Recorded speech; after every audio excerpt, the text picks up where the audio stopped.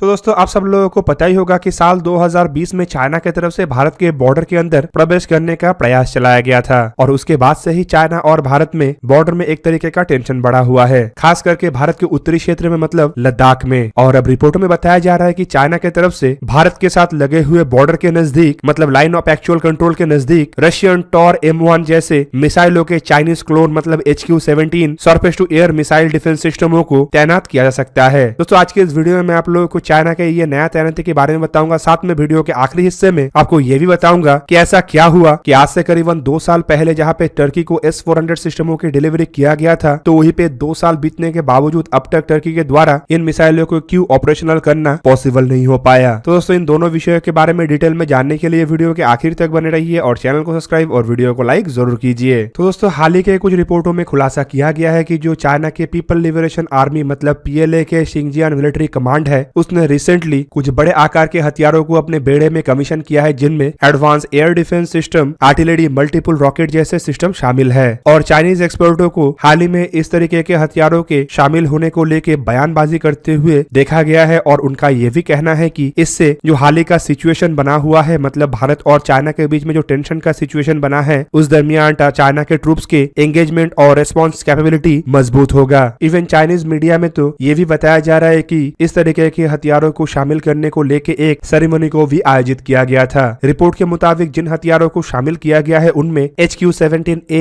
Air defence missile system, PCL-181 155 millimetre calibre के self propel howitzer और PHL-11 122 millimetre के modularise multiple rocket launcher system शामिल है। दोस्तों यहाँ पे जो HQ-17A का जिक्र किया जा रहा है वो असल में HQ-17 के सबसे अपग्रेडेड वर्जन है, जिसे चाइना के द्वारा साल 2019 में बीजिंग में आयोजित नेशनल डे मिलिट्री पैरेड में प्रदर्शित किया गया था। और इवन आपके जानकारी के लिए बता दूं कि जो HQ-17 है ये भी कोई चाइनीज हथियार नहीं बल्कि चाइना के द्वारा कॉपी किया हुआ हथियार है। असल में HQ-17 को चाइना के द्वारा Russian Tor M1 surface to air missile को कॉपी करके ही निर्माण किया गया है। दोस्तों चाइनीज मीडिया में चाइना के द्वारा कॉपी किया हुआ HQ-17A मिसाइलों को लेकर ये भी दावा किया जाता है कि ये काफी हाईली मोबाइल सिस्टम है और इसके डिटेक्शन एरिया, डिटेक्शन रेंज काफी अधिक हाई है। इवन ये हाईली एक्यूरेट एक ऐसा सिस्टम है जो सिंगल व्हीकल के ऊपर ही search radar, guidance radar, air defence radar, command system और मिसाइलों को तैनात किया हुआ है। जबकि दूसरी तरफ चाइनीज मीडिया का यह भी दावा है कि ये जो मिसाइल सिस्टम है ये व्हीकल मूव करते दरमियान मतलब व्हीकल चलते दरमियान ही मिसाइलों को लॉन्च कर सकता है। PCL-181 155 मिलीमीटर के सेल्फ प्रोपेल हॉविट्जर को लेके चाइनीज मीडिया का यह भी कहना है कि इसे भी साल 2019 में आयोजित मिलिट्री पैरेड में पहली बार दुनिया के सामने लाया गया था और तब से लेके इन मिसाइलों को ही चाइना के स्थल वाहिनी के मैकेनाइज्ड आर्टिलरी फोर्स की तरफ से सबसे अधिक पसंद किए जाने वाले हथियार के रूप में देखा जाता है। चाइनीज मीडिया का यह भी कहना है कि ये एक ऐसा प्लेटफॉर्म है जो हाईली लीथल है और किसी भी अन्य प्लेटफॉर्म को आउट परफॉर्म कर सकता है। जबकि उसी मीडिया में PHL-11 122 मिलीमीटर के मल्टी बैरल रॉकेट लॉन्चर सिस्टमों को लेके बताया गया कि ये असल में आयरन रेन है। रिपोर्ट में बताया जा रहा है कि ये long range, high accuracy, highly mobile, highly integrated system है। चाइना के मीडिया के मुताबिक ये असल में मिड टू लॉन्ग रेंज के एक ऐसा हथियार है जो एक ही साथ डजन भर के रॉकेटों को बड़े एरिया में या फिर कहे तो हॉस्टाइल पोजीशनों को तबाह करने में इस्तेमाल हो सकता है। और दोस्तों ये 2020 के बाद से पहली बार नहीं हुआ है जब चाइना के द्वारा कोई नए और बड़े मात्रा के हथियारों को भारत के साथ लगे हुए बॉर्डरों के नजदीक तैनात किया गया हो। मई 2021 में भी चाइनीज मीडिया रिपोर्टों में कंफर्म किया गया था कि भारत के साथ लगे हुए बॉर्डरों के नजदीक चाइना के द्वारा armoured vehicle, self propel howitzer, multiple rocket launcher system, self propel mortar और एंटी एयरक्राफ्ट मिसाइलों को तैनात किया गया था। ग्लोबल टाइम्स में इन रिपोर्टों को और तरजीह देते हुए बताया गया है कि ये साल 2022 का पहला तैनाती है, जबकि साथ ही साथ ग्लोबल टाइम्स ये भी कह रहा है कि ये कोई आखिरी तैनाती भी नहीं है। चाइनीज मीडिया रिपोर्टों में इन तैनाती को लेकर ये बताया जा रहा है कि ये असल में ट्रूप्स के सेटिस्फेक्शन के लिए किया गया है और नॉर्दर्न बॉर्डर में ट्रूप्स के एंगेजमेंट के साथ साथ ट्रूप्स के कैपेबिलिटी को बढ़ाने का ये चाइना का एक नया प्रयास है। दोस्तों अब चलिए जानते हैं टर्की के S-400 सिस्टमों के बारे में। आप सब लोगों को पता ही होगा कि टर्की को जो S-400 सिस्टम मिला है वो करीबन 2 साल पहले मिला था और 2 साल बीतने के बावजूद अब तक टर्की के द्वारा इन सिस्टमों को ऑपरेशनलाइज करना संभव नहीं हो पाया। दोस्तों वैसे तो अगर देखा जाए तो कोई भी देश बड़े हथियारों को हासिल करने के कुछ महीनों के अंदर ही उसे ऑपरेशनलाइज कर देता है और S-400 जैसे सिस्टमों के मामले में तो ये और तेज रफ्तार से होना चाहिए, पर 2 साल बीतने के बावजूद जब इन सिस्टमों को टर्की के द्वारा ऑपरेशनलाइज नहीं किया गया तो इसे लेके अब बड़े बड़े सवाल उठ रहा है। दोस्तों रिपोर्टों को देखें तो साल 2017 में टर्की के द्वारा रशिया से S-400 मिसाइलों को खरीदने को लेके डील के ऊपर हस्ताक्षर किया गया था असल में एग्रीमेंट 2.5 बिलियन डॉलर का था, जिसमें टर्की के द्वारा टोटल 4 बैटालियन S-400 सिस्टमों को हासिल करना था।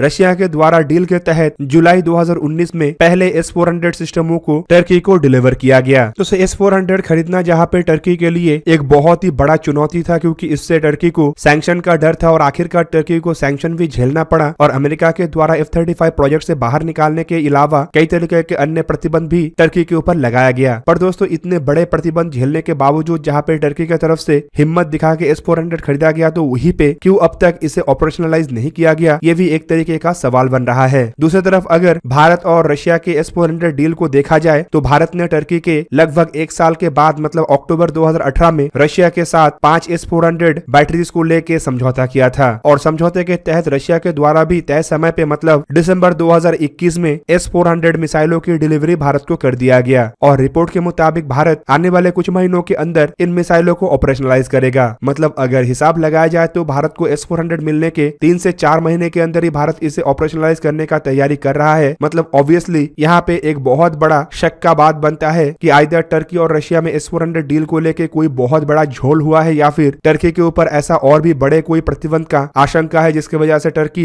डर के मारे इन मिसाइलों को ऑपरेशनलाइज नहीं कर पा रहा है। इवन दोस्तों, टर्की एक्सपर्टों की तरफ से भी इसे लेके सवाल उठा के बताया जा रहा है कि उन्हें भी अब तक नहीं पता कि कब तक टर्की के ये S-400 सिस्टमों को ऑपरेशनलाइज किया जाएगा, जबकि रशिया के हाईटेक हथियारों को लेके उनके अंदर भी एक तरीके का आशंका है और उनके द्वारा ये भी सवाल उठाया जा रहा है कि अगर टर्की के द्वारा इन सिस्टमों को ऑपरेशनलाइज करने का फिर से एक बार तैयारी किया जाता है तो इसके लिए टर्की को और अधिक पैसा खर्चा करना पड़ सकता है, खास करके मिसाइलों के मेंटेनेंस, अपग्रेड और इसके जो ऑपरेटर्स है उसके ट्रेनिंग को फिर से शेड्यूल करने को लेके। इवन टर्की डिफेंस मिनिस्टर हुलूसी अकरो की तरफ से भी हाल ही में S-400 मिसाइलों के फेवर में बयान देते हुए बताया गया है कि टर्की के द्वारा S-400 सिस्टमों को खरीदना असल में टर्की के डिफेंस के लिए कोई चॉइस नहीं बल्कि एक नेसेसिटी था। टर्की S-400 सिस्टमों को इसीलिए खरीदा है क्योंकि टर्की अपने 84 मिलियन टर्किश पीपलों को सेफगार्ड करना चाहता है, जो कि S-400 डिफेंस सिस्टमों से पॉसिबल है, ना कि नेटो के अलायंस से। दूसरी तरफ उनके द्वारा बयान देते हुए यह भी बताया गया है कि S-400 असल में एक डिफेंसिव हथियार है और ये किसी के लिए थ्रेट नहीं है। अगर टर्की के ऊपर कोई थ्रेट नहीं है तो S-400 भी किसी को इफेक्ट नहीं करेगा। और दोस्तों, टर्की के S-400 मिसाइल सिस्टमों को लेके टर्की डिफेंस मिनिस्ट्री की तरफ से दिया गया ये बयान अब साफ साफ दर्शा रहा है कि S-400 को लेके खाली अमेरिका ही नाराज नहीं है बल्कि नेटो के देश भी टर्की के ऊपर काफी अधिक नाराज है। मतलब अगर टर्की के द्वारा S-400 सिस्टमों को अब एक्टिवेट किया जाता है या फिर ऑपरेशनलाइज किया जाता है तो इससे नेटो के तरफ से भी कड़ा प्रतिक्रिया आ सकता है और एक तरीके से अमेरिका के द्वारा जिस तरीके का सैंक्शन टर्की के ऊपर लगाया गया है, ऐसा सैंक्शन नेटो के अलायंस, यूरोपियन यूनियन और यूरोप के कई सारे देशों के द्वारा टर्की के ऊपर लगाया जा सकता है। और दोस्तों, आपके जानकारी के लिए ये भी बता दूं कि हाल ही में टर्की की इकोनॉमिकल सिचुएशन इतना बद से बदतर हो चुका है कि टर्की ऐसे बड़े सैंक्शनों को और झेल नहीं सकता और अगर ऐसा सैंक्शन टर्की के ऊपर लगता है तो टर्की एक तरीके से कोलैप्स हो जाएगा। मतलब टर्की के पतन सुनिश्चित है। दूसरी तरफ टर्की अब FATF के ग्रे लिस्ट में भी है और ऐसे में यूरोप के देशों को नाराज करने का मतलब ये है कि ये ग्रे लिस्ट आगे बढ़ के ब्लैक लिस्ट भी हो सकता है या फिर ग्रे लिस्ट इतना कड़ा हो सकता है जिससे टर्की के जो बिगड़ता हुआ इकोनॉमी है वो टोटली तबाह हो जाए। दोस्तों, शायद टर्की इसी डर को देखते हुए S-400 सिस्टमों को एक्टिवेट करके और किसी तरीके का सैंक्शन झेलने का फिलहाल मूड में नहीं है, लेकिन जिस तरीके से टर्की के द्वारा S-400 सिस्टमों के ऊपर कई बिलियन डॉलर खर्चा किया गया है उससे ये तो साफ है कि बिना सोचे समझे हथियारों को परचेस करने की तरफ आगे बढ़ना टर्की के लिए अब गले का हड्डी बना हुआ है। जबकि दोस्तों, जिन देशों की इकोनॉमी किसी अन्य देशों के ऊपर डिपेंडेंट हो या फिर जो इंडिपेंडेंटली अपने इकोनॉमी को नहीं चला सकता है वो अपने इकोनॉमी चलाने वाले देशों के साथ अगर इस तरीके का धोखाधड़ी करेगा तो उसका इकोनॉमी का हालत यही होगा। दोस्तों, अगर देखा जाए तो टर्की नेटो के अलायंस में रह के बहुत बड़े बड़े फायदा हासिल कर रहा था। इवन अमेरिका के साथ डिफेंस डील करके कई तरीके के हथियारों को अपने देश में निर्माण भी कर रहा था और अमेरिका के बलबूते पे हथियारों को एक्सपोर्ट भी कर रहा था। टर्की की इकोनॉमी के सबसे बड़े हिस्से तो यूरोप के ऊपर ही डिपेंडेंट था, लेकिन नेटो के अलायंस में रहते हुए टर्की के द्वारा जिस तरीके से रशिया से हथियार खरीदा गया वो एक तरीके से नेटो को धोखा देना या फिर नेटो के ऊपर पीठ पीछे वार था और इस वार का ही अंजाम टर्की को अपने इकोनॉमिकल कंडीशन से भुगतना पड़ रहा है। लेकिन मेरा मानना यह है कि असल में यह टर्की का गलती नहीं था बल्कि टर्किश प्रेसिडेंट एर्दोगान का ही बड़े सपने देखने का नतीजा था और साथ ही साथ एर्दोगान जो अपने आप को